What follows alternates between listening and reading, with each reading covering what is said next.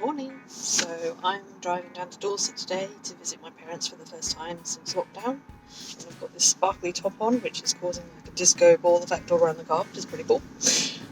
So I've planned a route which is going to go across country. It's maybe a bit longer time-wise, but it's much more fun to drive. I'm going to stop after about 80 something miles to charge up at Basingstoke. I'm reckoning I'll probably be about 30% by then, maybe. But it's mostly motorway to there, so I know the i3 is not the best on the motorway in terms of efficiency. But I'm going to try and temper my right foot, although with that kind of buffer I may not need to so much. But it just will reduce my stop time. So we'll see how we go after that. It will be sort of 60 mile an hour sort of country roads, not narrow ones though, reasonably wide-ish ones. And it's a route I used to drive in my classic Mini when I first had my very first car down to Dorset to avoid most of the motorways. And it's a really nice route and I really enjoy driving it, so it'll be interesting to take the i3 down there. I think the i3 will really shine on those kind of roads, so let's go. I'll see you at the rest stop. Okay, so I'm about 60 miles or so into the journey. I just drove through Fleet Services because I was actually quite hungry. I haven't had any breakfast. So, not because I needed to charge, but I thought, you know what, if the CCS is free, I'll stop there and go get something to eat. But, of course, there's a whole load of Tesla chargers there, but they're not in use, none of them. Then I got up to the Ecotricity chargers, and there was a BMW i3 there and a Tesla. So Mr. Tesla is taking up our spaces now.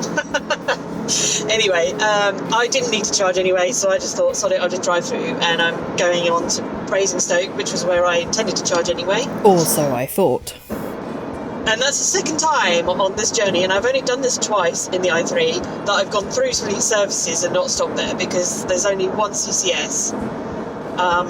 And it's just ridiculous. I just think it's just stupid. It's just not good enough. So anyway, obviously my car has a Rex, so, you know, if the worst came to the worst, if I was desperate for a charge and I couldn't get on it, I'd either have to wait or I would just use the Rex, and I think I would just use the Rex. Why wait when I could have got to Basingstoke anyway? So I've now got 30 miles to Basingstoke. No, Stockbridge actually. The traffic's been pretty reasonable so far. I've been trying to keep my speed down, so I've been putting it on cruise control and sitting about 65 to 68 miles an hour. And I've actually even stuck it in Eco Pro, which is something I don't normally do, but on the motorway that's actually livable.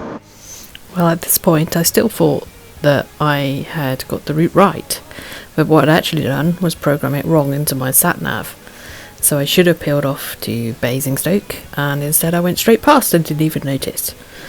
Anyway. So now I've got 29 miles of electric range, and I'm going down the back street past Mitchell Dever towards Stockbridge, and yeah, well, we'll see what happens. I mean, I'm in Eco Pro, and now these roads are a bit more kind to the range on the i3, so I'm going to see what happens. I mean, I've got the Rex anyway, so I may end up having to use it. I know apparently there's a fast charger in Stockbridge at the White Hart pub, so I may well go there. So now I have got 11 miles on the battery. Obviously I've got a full tank of fuel, so I've actually got 73 miles range on top of that, so I'm not really that worried. But now I'm sort of thinking, where am I? I'm at the Test Valley, and it's a beautiful day. Look at the view, it's really nice.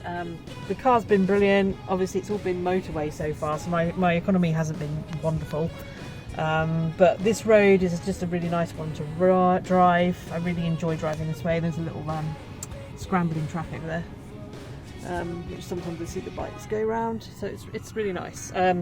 But now I'm just going to have a look on the apps and see what I think regarding charging stops. Because, I mean, if I was being sensible, really, what I would do would be I would have switched the Rex on earlier, because it's much more efficient to use it earlier, because then you're not battling with it to try and keep up the speed and stuff like that. So the Rex will kick in probably 6%. It kicks in, and the GOM is saying 11 miles. I reckon I can get more than 11 miles anyway, but once the Rex kicks in, then I've got a 73-mile range, so I could actually drive all the way to my destination.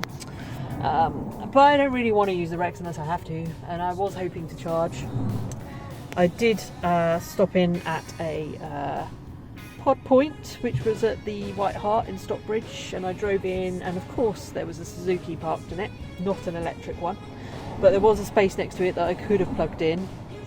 But I looked at it and I thought, well, I've never used a pod point. I do have the app. I don't even know if I have an account, and I know it's not going to be a fast charger.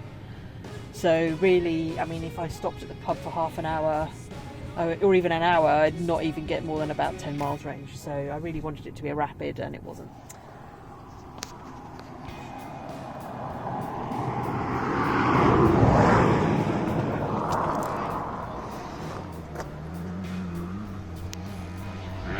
Scrambling going on over there. There she is. Pretty nice journey, just a bit of messed up route plan in terms of charging. Totally my fault. But anyway, apparently there is a Type 2 and a CCS and charger in Salisbury 8 miles away. So that should be fine. So I'm having an interesting time with the charger in Salisbury. It's in a car park right in the middle of the town, and it is free. I could see it. Unfortunately, due to the one-way systems, I couldn't get to it. So I was in the right car park, but I went down the wrong lane, and then I couldn't go back to it. So now I have to figure out how to get back there, and this time not miss it. So this is interesting. So at this point I had a massive rant to put in here, but I didn't actually record it. So yes, I got to Salisbury. I drove around twice or so with 2 miles on the range. Luckily I have the Rex. If I'd been in a BEV, I think I would have been panicking by now. I managed to get on the charger, and it didn't work. Almost as soon as I started looking at the charger, a lady came up to me and started asking me questions about the car and kind of distracting me. I don't mind talking about it, but I was trying to get it to start and it wasn't starting, and I was starting to get trapped. I was really quite stressed. And then another guy came up and started talking to me about it as well. In the end, I phoned Chargemaster, and after about 10 minutes on the line, eventually they answered, and then they just said it was broken. I'm like, great. So I wasted about 30 minutes trying to get a charge on a charger that was broken. That's probably why it's free. Anyway, so I ended up going into Blandford, which was another 23 miles. And yeah, I ended up at a Genie point outside of Morrison's, which actually did work, although I didn't have the app, so I had to download the app and sign in and all that. Okay, well, I'm now charged up to 95% on the Genie point at Morrison's in Blandford. Not a bad experience. There were 2 positions there to park, but one of them was so overgrown. The roundabout at the third exit onto A354. Okay. So one of them was so overgrown that you couldn't actually get another car in there, which is a bit of a shame because it can actually do AC and DC charging at the same time. But I don't think anyone else wanted it anyway, so pretty happy with that. Obviously I didn't have a Genie Point account, but it was easy to set up. Just add a card to it, and then I was able to charge straight away, and it works. Hooray! Pretty fast charge speeds as well. It was looking like it was getting 47 kilowatt hours or kilowatts charge speed most of the time until it went over 90%. So that's good. The BMW is very good for keeping the charge speed very high until quite late into the charge. So I was able to have a panini, and didn't rush, but also didn't sort of take my time, and I have some range, so now I can drive normally without having to worry about it. So I actually used a few miles on the Rex. I've got 39 miles Rex range left. I've still got just over half a tank. The tank's about 10 litres, and I've got the GOM's saying 108 miles on battery.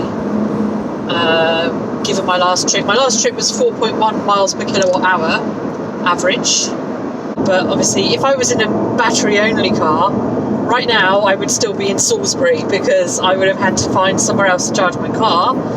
I probably would have just about made it there on the battery. I would have made it there probably with a couple of miles range because it's slightly more efficient than the Rex, and also I made it there with a couple of miles range anyway, although having driven there for 5 miles on the Rex.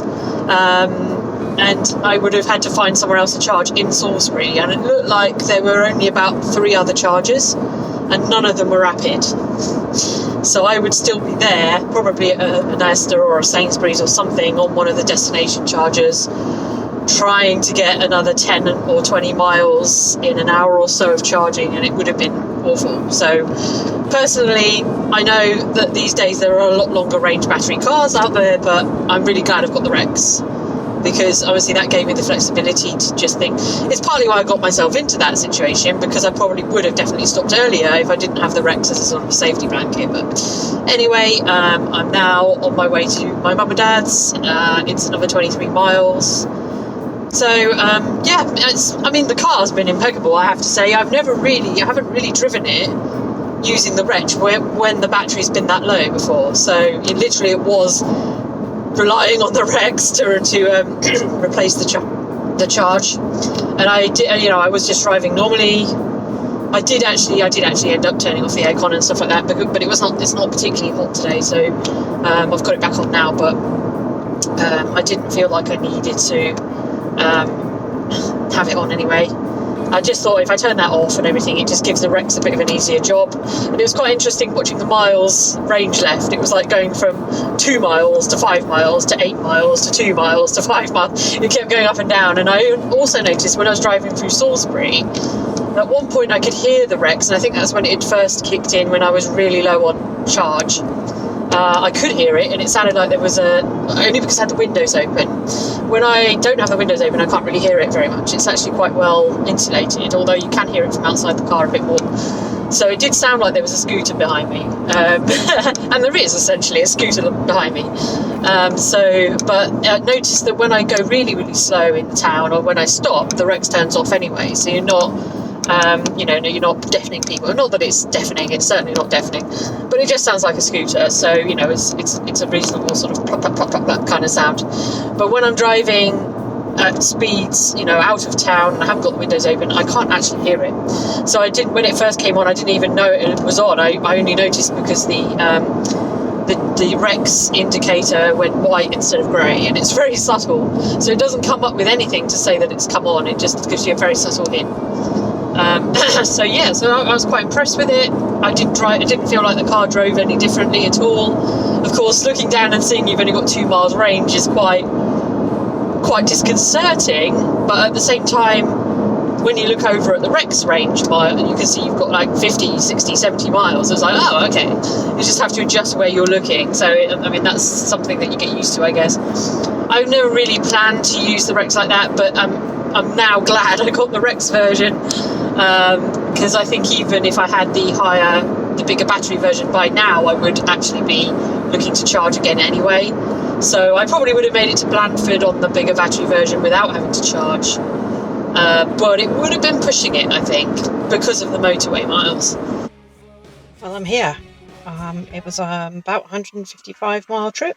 Can't say it was uneventful. The car has been absolutely perfect. No complaints about the car at all. It's just the chargers. It really should not be like this in 2020. I can understand there may have been some difficulties due to lockdown, getting chargers repaired and stuff, but it's just not good enough. It really isn't. And the fact I still had to use the Rex now, partly my fault because I didn't plan the route properly, but really, honestly, this is not good enough. But in terms of the drive, I have enjoyed it despite the slight stress. I would have been a lot more stressed if I didn't have the Rex, and I'd probably still be in Salisbury if I didn't have the Rex, because I'd be charging on some slow charger somewhere. Anyway, I'm here now, so let's see what my parents think. Now, normally they come bowling out because they know I'm here, but this car is so quiet they don't know I'm here. So I'm going to knock on the door. Bye for now.